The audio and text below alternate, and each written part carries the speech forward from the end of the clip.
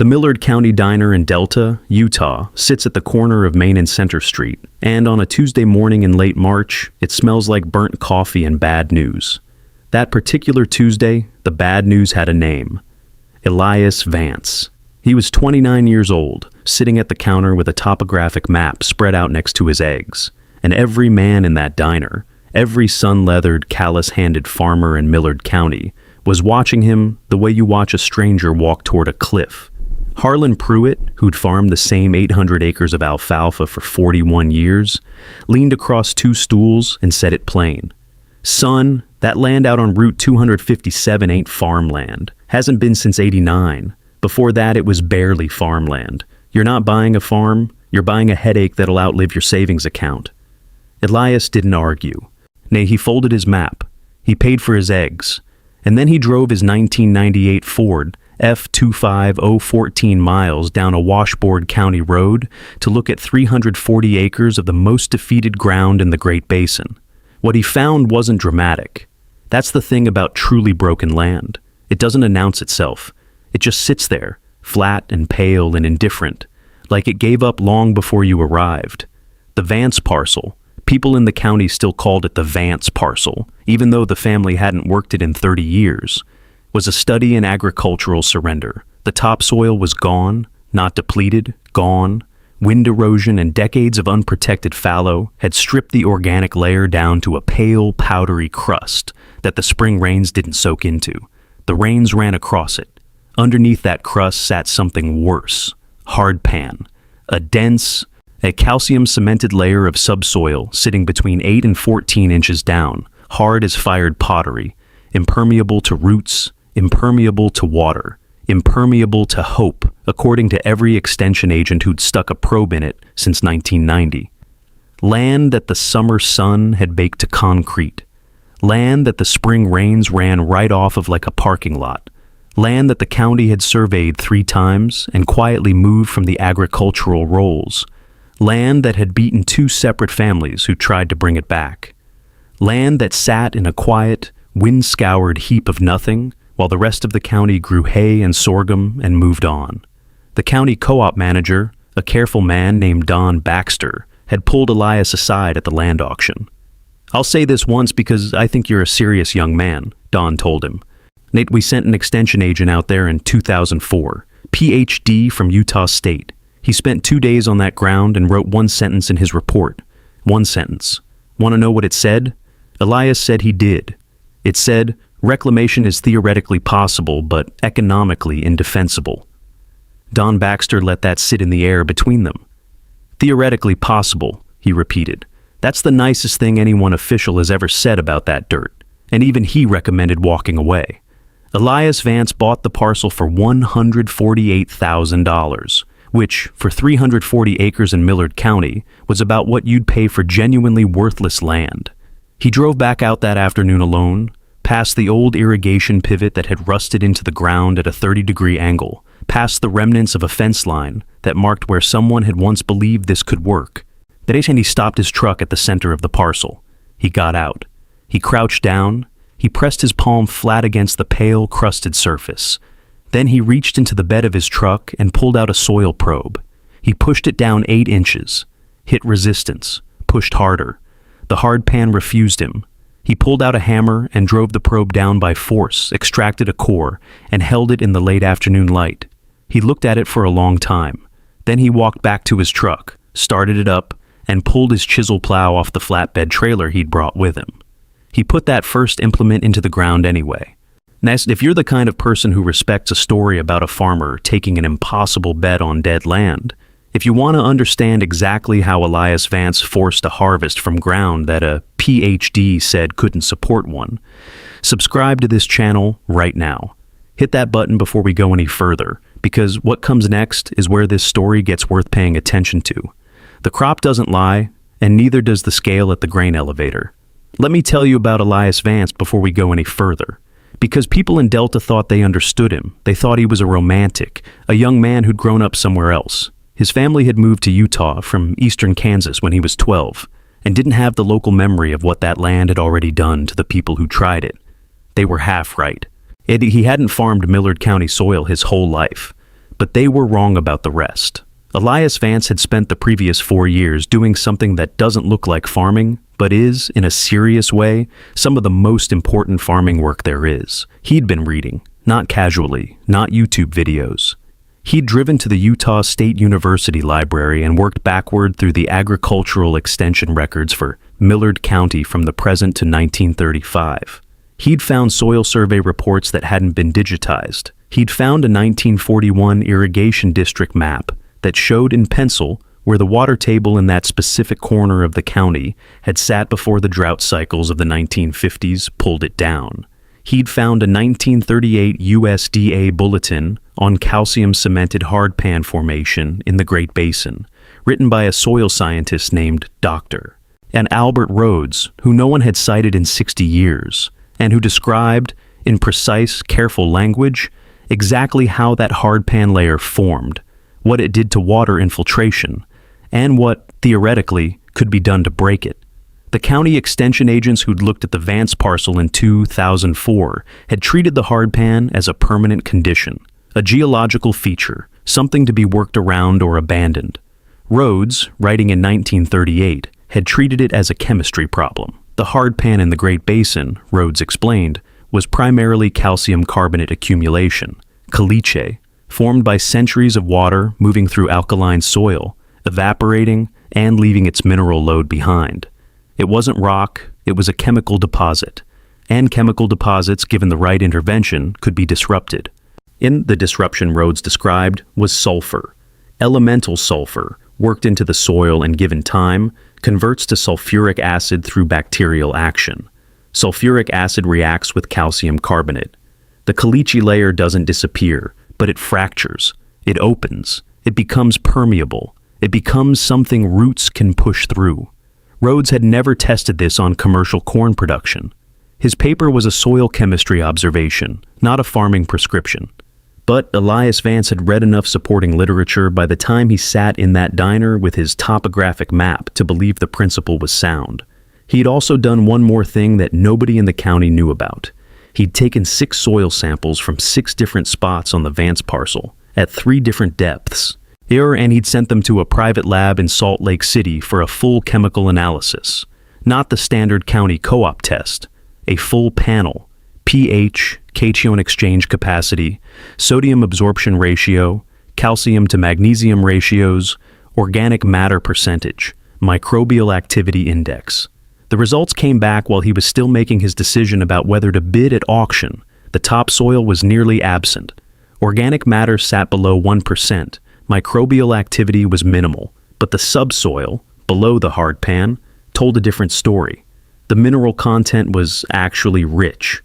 Calcium, yes, in excess, but also adequate potassium, acceptable phosphorus. The soil below the problem layer wasn't exhausted. It was locked away, like a room full of resources behind a sealed door. The hardpan was the door. Elias Vance believed he had found the key. He didn't share any of this in the diner. He ate his eggs and listened to Harlan Pruitt tell him what everyone already believed. And then he went to buy the land. Let me tell you about the preparation, because this is the part that doesn't fit neatly into a story.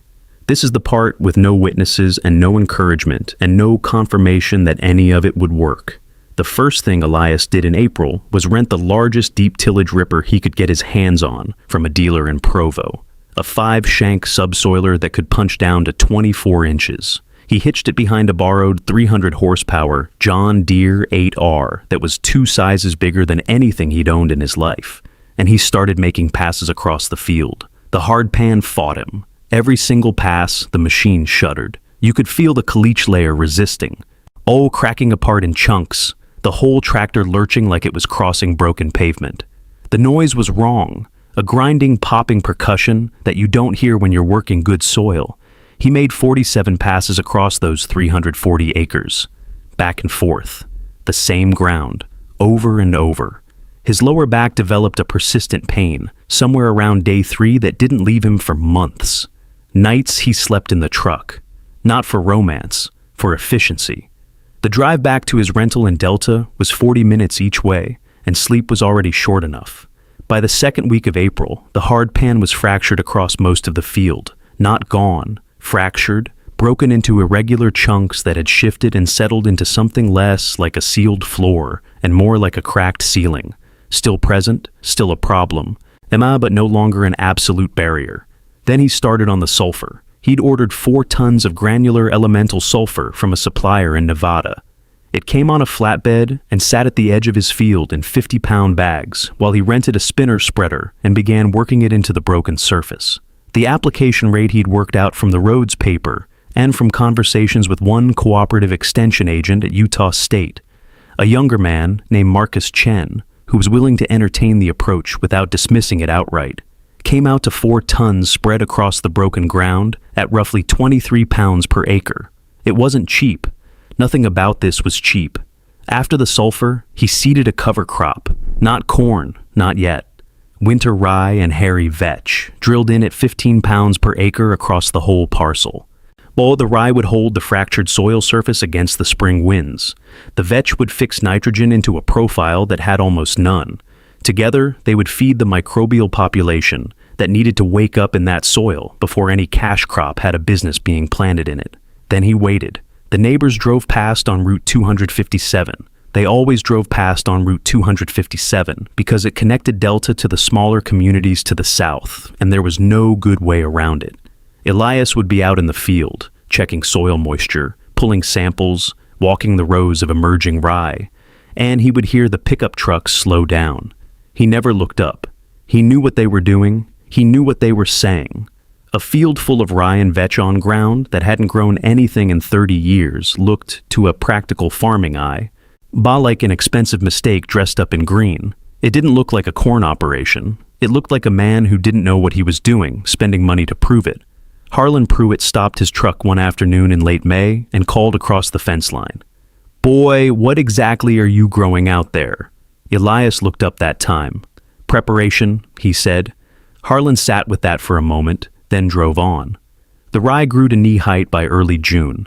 Elias terminated it with a roller crimper, laying it flat across the soil surface in a thick interlocking mat, a blanket of dead organic material that would slowly decompose, feed the soil biology beneath it, and hold moisture against the brutal Utah summer heat. By the time he was ready to plant corn in mid-June, later than the county average, deliberately later, because he needed the soil temperature and biological activity to reach a threshold his notes said was necessary. His hands had developed a texture that wasn't there in March. The palms had thickened, the knuckles had a persistent swelling at the joints. He'd gone through 2 pairs of work gloves completely and was on his 3rd. He was also, by his own accounting, $11,000 further into debt than he'd planned to be at this stage. He planted corn anyway. He'd selected a hybrid, rated for semi-arid conditions, a drought-tolerant variety from a seed company out of Colorado that carried a higher upfront cost per bag, but promised stronger root architecture in difficult soil. He planted at 28,000 seeds per acre, slightly below the county standard recommendation of 32,000, because he'd calculated that lower plant density would reduce competition for water in a profile that still wasn't moving moisture the way healthy soil did. Every decision had a reason. Every reason had research behind it. None of it guaranteed anything. He installed 2 soil moisture sensors at different depths in the field and checked them on his phone every morning at 5:30 from the cab of his truck. He set up a simple drip tape system on the 20 acres of most compromised ground near the old rusted pivot, running it off a rented pump and a water, right he'd negotiated with the county water district for the season. He was alone in all of this. There was no partner, no hired hand, no family nearby. His father was back in Kansas, older now, and supportive in the way fathers are supportive when they're quietly terrified for their children. He'd call on Sunday evenings and ask careful questions, and Elias would answer them honestly, which sometimes meant saying that he didn't know yet whether it was going to work.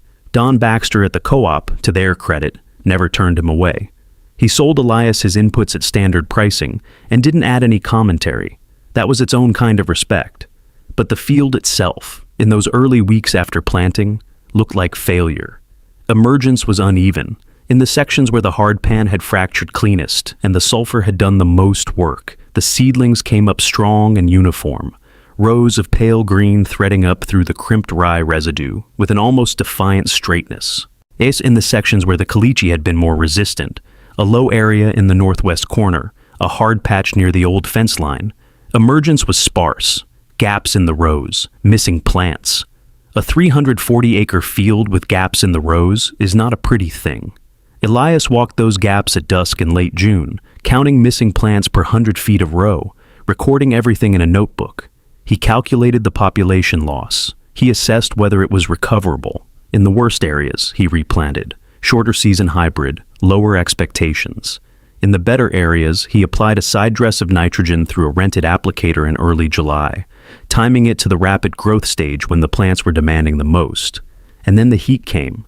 Let me tell you about the harvest, because by August in Millard County, and the corn was doing something people on Route 257 had stopped expecting. It was standing up. Not just standing, growing. The stalks in the better sections of that field had reached 8.5 feet by the third week of August. Ear set was strong. The husks were tight. When Elias pulled back a husk at random and counted rows on an ear, 16 rows, full kernel set, he stood there in the heat for a moment and allowed himself one slow breath. The skeptics noticed before they admitted it. Harlan Pruitt had driven past that field a dozen times through July and August. His wife had too. Half the county had, because Route 257 goes where it goes, and that field sits right alongside it. By mid-August, you couldn't drive past and pretend there was nothing there. The corn was too tall, too green, too obviously alive in ground that was supposed to be dead. The whispers changed, not to praise, not yet, but to something more unsettled, something that sounded like recalculation. Elias didn't notice the whispers. He was checking silks for pollination. He was monitoring for corn rootworm. He was adjusting his harvest timing calculations based on the daily heat unit accumulations he'd been tracking since planting. He was not thinking about what anyone else thought. The first week of October, the moisture in the grain had dropped to 17%. He wanted 15, but the forecast showed a weather window closing. He made the call to harvest at 17 and run the grain through a commercial dryer. He'd arranged time at the Melville grain elevator in Delta. The elevator manager, a quiet, efficient woman named Ruth Hooper, had given him a slot without asking too many questions. She'd seen plenty of first-time farmers roll in with high expectations and mediocre results. She kept her expressions neutral and her scales calibrated. Elias ran his combine, a borrowed machine, a 2014 Case IH header wide enough to handle the rows, across the field, starting at 6 in the morning on October 9th.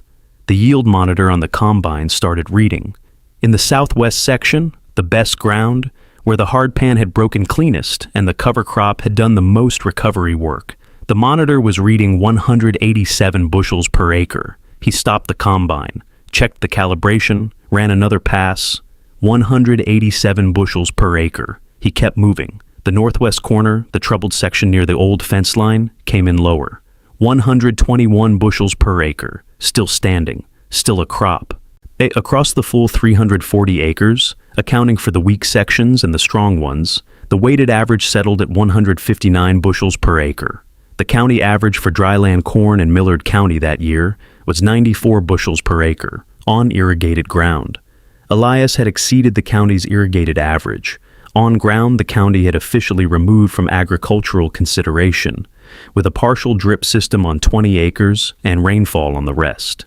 He hauled the first load to Melville Elevator in the afternoon.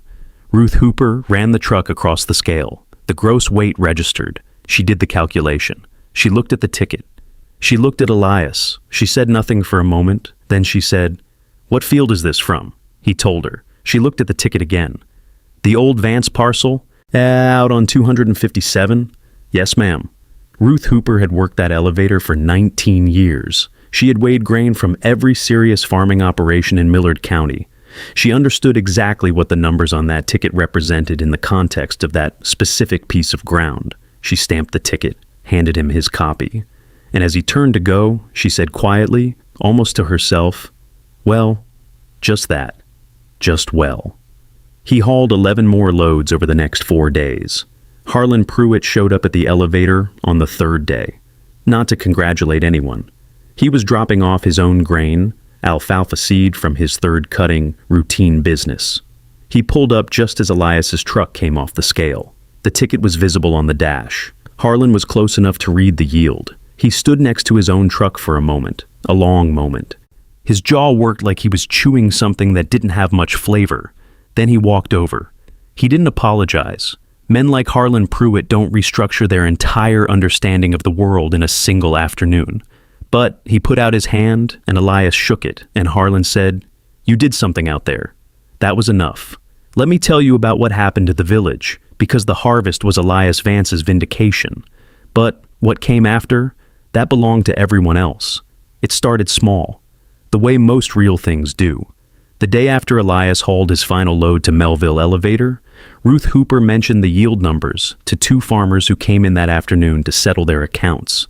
She didn't editorialize. She just stated the facts the way elevator managers state facts: weight, moisture, bushels per acre, field of origin. And both men went quiet when she said the field of origin. One of them was a third-generation farmer named Curtis Wheel, who owned 180 acres directly north of the Vance parcel. Land he'd been leasing out for winter wheat at below-market rates for 12 years because his own soil tests had come back discouraging enough that he'd stopped trying to push it. He'd accepted a modest lease check every November and called it practical. He drove past Elias's field on the way home from the elevator that afternoon. He pulled over, got out of his truck, stood at the fence line in the October cold, and looked at what was left after the combine had come through. The stubble rows, the crimped rye residue still visible between them, the dark surface of a soil that looked, somehow, indifferent from the pale powdery crust he remembered from years of driving past. He stood there for a while. Then he drove home and called his son in Salt Lake City, who was studying agronomy at Utah State, and asked him if he'd ever heard of sulfur amendments for caliche hardpan. His son had not, but he said he'd look into it. The county agricultural meeting that February was held in the basement of the Millard County Courthouse, the same room where they'd held those meetings for 30 years, with the same folding chairs and the same fluorescent lights and the same coffee urn that never quite kept the coffee hot enough. Usually 20 people showed up, sometimes fewer. That February there were 63. Marcus Chen, the extension agent from Utah State, presented the Vance parcel data on a projector screen, soil test results from before planting, yield monitor data from harvest, a side-by-side comparison of the pre-treatment soil chemistry and the post-season samples Elias had pulled in November. The room was quiet in a way that rooms aren't usually quiet, not bored quiet, thinking quiet. Don Baxter sat in the third row with a legal pad on his knee and wrote down 4 pages of notes, which was 3.5 pages more than he'd written at any previous county meeting in his career. He was noting input costs, amendment rates, equipment rental figures. He was doing arithmetic in the margins. When Marcus finished his presentation, he opened the floor for questions. Harlan Pruitt raised his hand first. Harlan, who had told Elias Vance in a diner that he was committing financial suicide. Harlan, who had driven past that field all summer with the slow certainty of a man watching someone else's mistake play out in real time. He stood up. He was 67 years old, and he didn't stand up at public meetings often, because standing up at public meetings meant having something to say that you were willing to put your name behind. "I got 80 acres on the south end of my property," he said. "Always thought it was too alkaline to do much with. Runs a little low and wet in spring, dries out hard by July. Never pulled more than 60 bushels of anything off it in my life." He paused. "What I want to know is whether what happened on the Vance parcel applies to ground like that, or whether that was a specific situation." Marcus Chen looked at the soil chemistry data on his screen. He asked Harlan 3 questions about the south field: depth of compaction, soil color, what the water did in a heavy rain. Harlan answered all 3. Marcus said, "Get me a soil sample from 3 depths and we'll know inside of 2 weeks." Harlan Pruitt sat back down. He didn't look at Elias, who was sitting in the back row. But the fact that he'd asked the question said everything that needed saying. Elias himself almost didn't come to that meeting. He wasn't a public speaker. He wasn't interested in being a symbol. He'd fixed a piece of ground because he believed it could be fixed, and the work itself had been its own complete thing. He didn't need an audience for the conclusion. But Marcus had called him the week before and said simply, "People are going to have questions that only you can answer. Will you come?" So he came. He sat in the back. He didn't present anything. He answered questions when people turned around to ask them directly, about the sulfur rates, about the seed hybrid selection, about the timing of the cover crop termination, about the drip irrigation setup, about whether the yield monitor calibration had been verified independently. That last question came from a heavy-set skeptical farmer named Boyd Salter, who'd lost money on a bad land purchase 15 years earlier and had the permanent expression of a man who checks the fine print on everything. Elias told him, yes, the calibration had been verified. He'd had Ruth Hooper cross-check the monitor readings against the actual elevator weights on 3 separate loads. The numbers held. Boyd Salter wrote something down. After the meeting, a woman named Patricia Gaines waited until most of the room had cleared. She was 61, had farmed with her late husband for 30 years, and was now farming alone on 220 acres that straddled 2 soil types. Good ground in the north half, difficult ground in the south. She'd been managing the south half with cover crops and low expectations for the past decade. She approached Elias at the back of the room.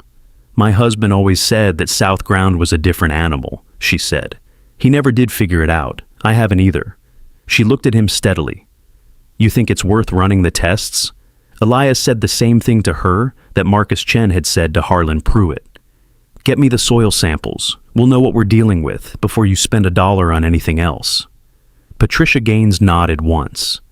The way people nod when they've made a decision they've been circling for a long time. She sent him the samples the following week. By the following planting season, 5 operations in Millard County had initiated some version of the deep tillage and sulfur amendment process on parcels they had previously written off. Curtis Wheel's north adjacent 180 acres, 2 of Harlan Pruitt's south fields totaling about 90 acres. A young couple named the Brennans who'd inherited difficult ground from a deceased uncle and had been paying taxes on it without knowing what to do with it, and Patricia Gaines's south half. Don Baxter at the co-op placed the largest single order for elemental sulfur in the store's 40-year history that March. He called Elias when the delivery arrived, 4 pallets stacked in the co-op yard. "Wife thought you'd want to know," Don said. "You started something." Elias said he hadn't started anything. He said the information was always there. He said Dr. Albert Rhodes had figured out the chemistry in 1938 and written it down in plain language, and it had just been sitting in a library waiting for someone to go find it. Don Baxter was quiet for a moment. Then he said, "Well, someone did." The results from those 5 operations came in through the following autumn at varying degrees of success. Not everyone hit 159 bushels per acre in their first season. That was never the expectation. Soil recovery is not a single event. It is a direction. Curtis Wheel pulled 112 bushels per acre from his reclaimed ground, significantly below Elias's numbers. It had but 112 bushels per acre on land that had been pulling 55 on a good year was not a small thing. It was a demonstration that the principle transferred, that the Vance parcel result was not a fluke tied to one man's specific luck on one specific piece of ground. It was a method. The Brennans came in at 98 bushels per acre, which covered their input costs with enough margin to fund a second season of amendment work. Patricia Gaines's south half returned 127 bushels per acre, and she sent Elias a brief, handwritten note in November that said only, "Robert would have liked to see this." Robert was her late husband. Elias kept the note. Harlan Pruitt's fields were last to harvest that year, and they came in at 108 bushels per acre on the first amended season. Harlan had a habit of stopping his truck at Elias's field when he drove past now, not to stare, but briefly the way a man acknowledges something he's incorporated into his understanding of the world. He didn't say much. That wasn't his way. But one afternoon in late November, after the harvest was done and the fields were going into their winter rest, Harlan pulled his truck to the shoulder of Route 257 and walked to the fence line where Elias was pulling his final soil sensors for the season. "I've been farming this county for 41 years, Harlan said. He wasn't looking at Elias. He was looking at the field. Thought I knew what this ground could and couldn't do. He was quiet for a moment. Turns out I knew what it had done. That's not the same thing." He walked back to his truck, started it up, drove south toward his own fields. Elias stood at the fence line and watched him go. The afternoon light was flat and pale, the way November light is in the Great Basin, and the field behind him was bare stubble and soil. Dark now, noticeably darker than the pale crust he'd pressed his palm against in March 2 years earlier. The organic matter was building. You could see it in the color. Let me ask you something before we close. What dead land are you staring at in your own life? What problem has defeated every person who came before you, until the defeat itself became the accepted condition? Until people stopped asking whether it could be fixed and started calling it impossible. Because Millard County didn't fail that ground out of laziness. The farmers who walked away weren't weak men. Harlan Pruitt farmed 800 acres for 41 years. Don Baxter ran a co-op that served an entire county. The extension agent who wrote that one-sentence report had a PhD from Utah State. These were serious, capable people. They failed because they treated the symptom as the diagnosis. The symptom was, nothing grows here. The diagnosis they accepted was, nothing can grow here. And those are not the same statement. They were never the same statement. Elias Vance asked a different question. He didn't ask whether the land could produce. He asked why it currently couldn't. And he kept asking, through 4 years of library research, through 6 soil samples sent to a private lab, through a 1938 bulletin written by a man nobody had cited in 60 years, until he got past the surface answer and arrived at the actual answer. Chemistry. Calcium carbonate accumulation. It had a sealed door in front of a room full of resources, a solvable problem that had been filed under permanent. The county failed because they stopped at the hard pan. They hit resistance, confirmed their assumption, and moved on. Elias went through it, and here is what changed the village. Not the yield numbers, not the bushels per acre, not even the look on Ruth Hooper's face when she stamped that first elevator ticket. What changed the village was the question. Because once Curtis Wheel saw that his neighbor had asked a different question and gotten a different answer, he couldn't unsee it. Once Harlan Pruitt stood in that courthouse basement and raised his hand in public to ask about his south fields, something had shifted in him that 41 years of farming habit couldn't fully lock back down. Once Patricia Gaines sent those soil samples, she was no longer managing failure. She was investigating a problem, and investigating a problem is an entirely different posture from accepting one. The land didn't change overnight. It never does. But the questions did. And in farming, in most things worth doing, the questions always come first. The scale at Melville Elevator doesn't care what anyone believed. It just reads what's real. So does the soil, if you're willing to dig deep enough to ask it the right thing.